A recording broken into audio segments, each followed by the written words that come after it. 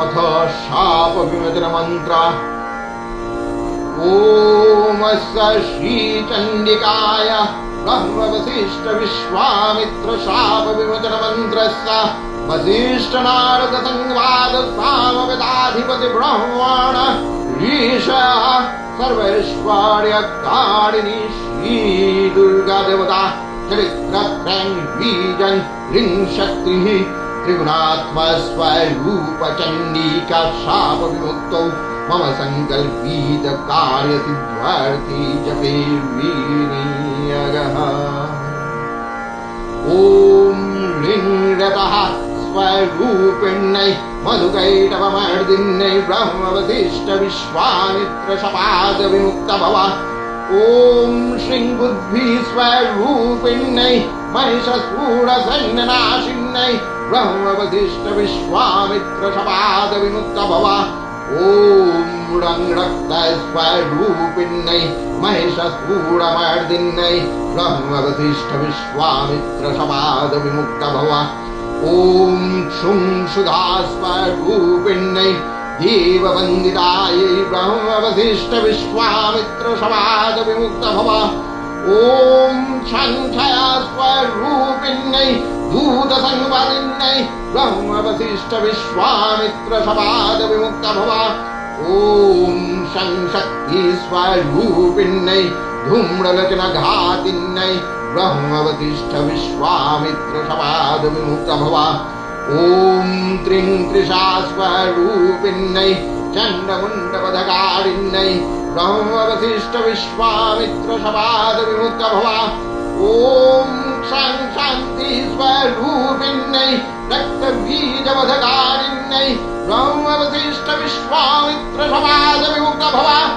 ॐ जंजलि स्वरूपिण्यै निशुम्भवधकारिण्यै ब्रह्म वसिष्ठ विश्वामित्र शपाद विमुक्त भव। ॐ लज्जा स्वरूपिण्यै शुम्भवधकारिण्यै ब्रह्म वसिष्ठ विश्वामित्र शपाद विमुक्त भव। ॐ शंशन्ति स्वरूपिण्यै देवस्तुत्यै ब्रह्म वसिष्ठ विश्वामित्र शपाद विमुक्त भव। ॐ संशद्भा स्वरूपिण्यै सकलबलदात्रै ब्रह्म वसिष्ठ विश्वामित्र शपाद विमुक्त भव। ॐ कान्ति स्वरूपिण्यै राजवरप्रदायै ब्रह्म वसिष्ठ विश्वामित्र शपाद विमुक्त भव।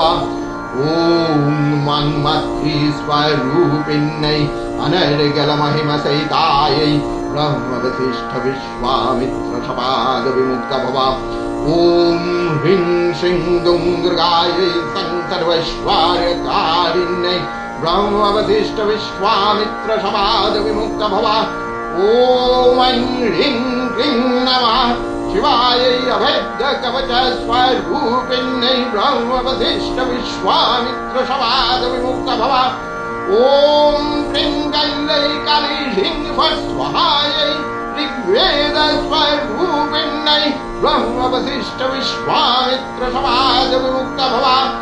ॐ ह्रीं क्लीं महाकाली महालक्ष्मी महासरस्वती स्वरूपिण्यै त्रिगुणात्मिकायै दुर्गादिव्यै नमः। इत्यब्रह्मि महामन्त्रान् पठित्वा परमेश्वर चण्डीपाठं दिवारात्रौ प्रियादेव न संशयः। एवं मन्त्रं न जानाति चण्डीपाठं कृतीयः आत्मनं चैव दातरं क्षीणं कुर्यान्न संशयः।